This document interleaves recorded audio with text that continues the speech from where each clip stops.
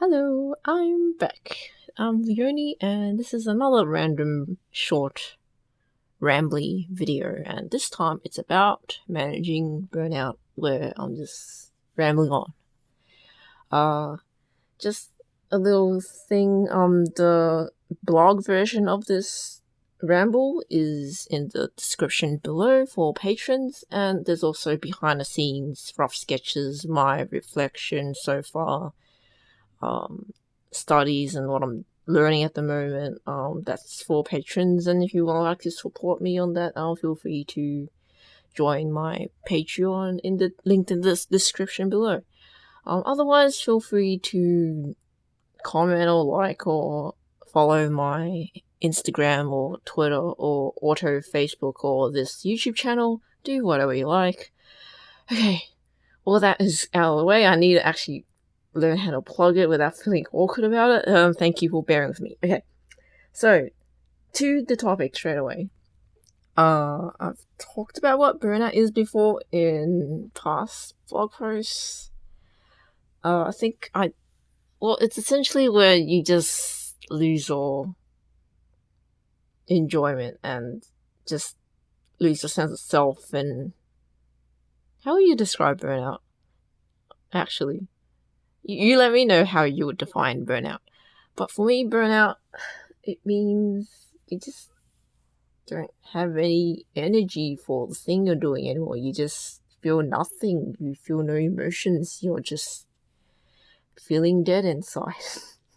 You're depressed. You feel helpless. You feel trapped. You feel like you're not functional. You feel like you don't have any control over your life. You feel like you're not taking care of yourself. You're hurting yourself on a mental level, if not physical level. Like, even if you work at a computer all day, you're hurting yourself as well. You injure yourself, you injure your spine, you injure your wrist, you injure your arm, your shoulders, your eyesight.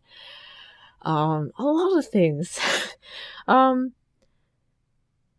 was a rambly definition of burnout. I think maybe you can describe what burnout is in your own words, and maybe share what your version is. I'm happy to hear it.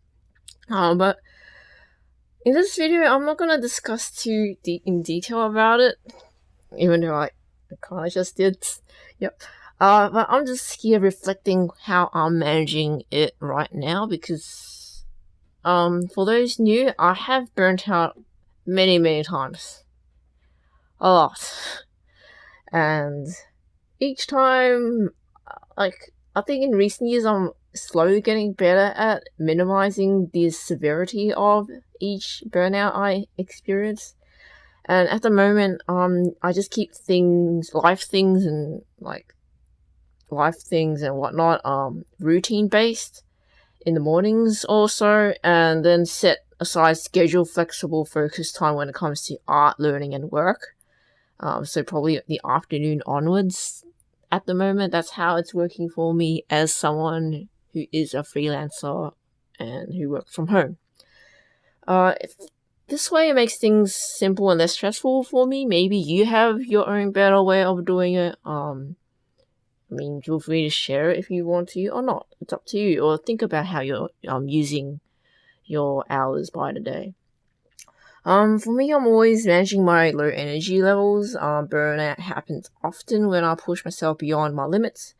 Don't go to sleep at the ideal time, which is often. I stay up late quite a lot, and then I have to wake up early, and that doesn't really help me with my energy levels. It just makes me feel like a zombie in mornings, especially. And I don't drink coffee. So, yes. I tend to overwhelm myself and then that leads to the likelihood of burning myself out even more. There's an article that came across that says that you should schedule non-negotiable negotiable activities for yourself before continuing the rest of the day. They suggest meditating, stretching, exercising, writing, journaling, reading, playing, puzzles, walking, cooking, eating, gardening, nurturing, music, and so on, or whatever floats your boat. And you start out with the day, and then you feel like, okay, you've nurtured yourself, and now you can go on with your day without feeling like you're tense and you're still waiting for some me time. You had some me time in the morning for yourself, and you're setting aside time to take care of yourself. And I think I do a few of these things already on autopilot because it's important, but for me it's not necessarily relaxing because I'm on a timer, I'm on a routine in the mornings. I just need to get a lot of things done in the mornings. And then there's a thread by Carla Ortiz. I don't know if that's how you say it. I'll link in the description below. So please read this Twitter thread if you haven't already, and she talks about how doing deliberate and dedicated art study of 3 to 5 hours a day is better than doing 8 hours of constant art. And I think this advice applies to learning anything in general, I think, or working even. Her thread gave me perspective and made me relieved. I feel relieved to hear that, hey, I don't feel so terrible. And I don't feel as guilty for not working enough, in air quotes. I'm not really good at stopping myself when I'm on roll. I tend to get all intense and then I just keep working and working and working, and maybe I take a few breaks and then working and I don't stop because I'm on a roll and I want to get something done. I want to move on and turn off. Like I'm more of a switch on and then switch off kind of person. And this thread allowed me to realize, or reminded me that it's okay for me to stop for the day and continue again tomorrow if I'm not really going anywhere. In the past, I used to go with the flow and work like 8 to 12 hours, and not all these hours are necessarily all productive, and then make up time in later days, and I don't think that's a healthy way to do it in hindsight. So I don't know. I'm gonna try practicing sticking to 5 to 6 hour work and art days, and this is supported by research if you look at the tweet thread.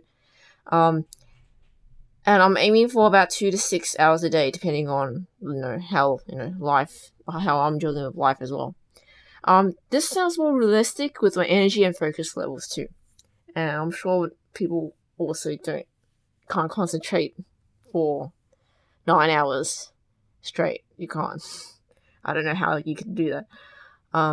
Personally, I don't have the privileges of doing artwork and personal art for 9+ hours a day like some prominent artists do. I guess they have other people in the family to do all the life admin and house chores and whatnot, or other things that life tends to throw at you. I don't have that luxury, and nor would I want to work 9 hours straight, because that's too intense and exhausting for me, and I can't stay in focus that long. I definitely need to go to sleep on time too. I keep saying this, but it doesn't happen sometimes.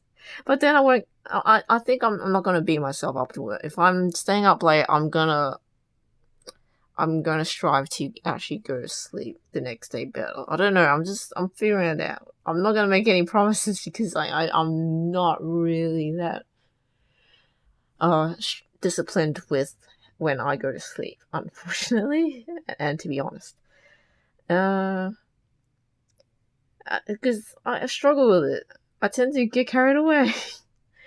And yes, I'm always managing my wrist so I don't injure myself with RSI again. I already have low-level ongoing shoulder pains right now, so I'm breaking it down with short breaks, stretching and moving my posture. And yes, I need to get off my butt, and I'm not good. Sometimes I'm lazy. I just feel like a blob on my chair. I don't want to move out of my position. I don't know. That's me. Yep. I'm not as active as other people that are really really good at it, at taking care of themselves. Anywho, how do you juggle with your work days and hours, and which hours are actually focused work? Like, maybe share how you're doing things and approach to how you're juggling with life, stress, work, self-care, hobbies. Like, there's so much things to do sometimes.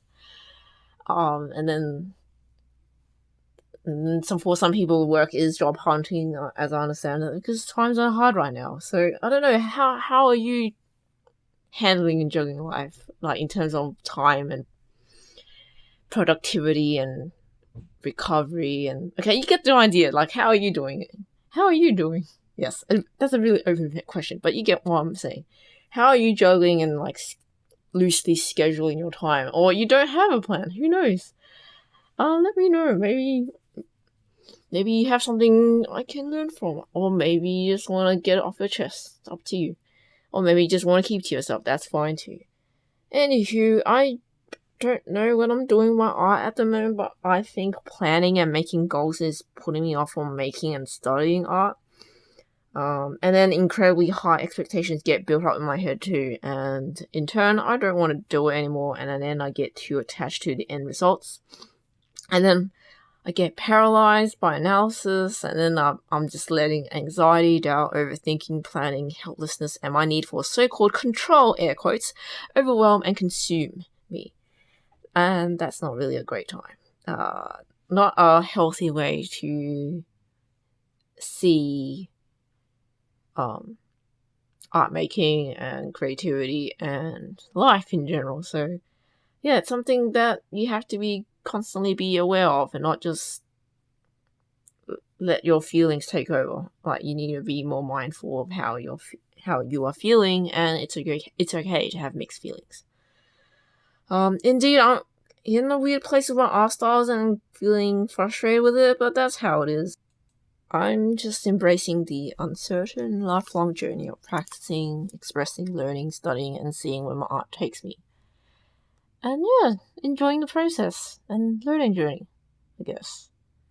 I'm glad that I'm healing from my burnout, as I keep saying in my blog post. I know, but I don't feel as jaded and exhausted by art now. I feel more hopeful and inspired and less helpless and less frustrated and resentful, I guess. I don't know. Time is slowly healing my burnout of years ago. So yeah, I think that's a good,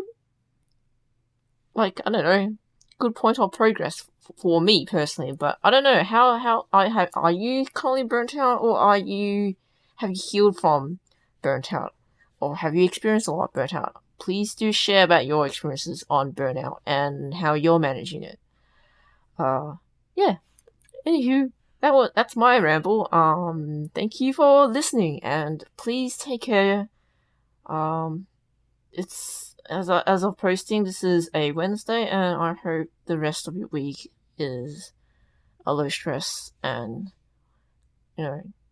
good one.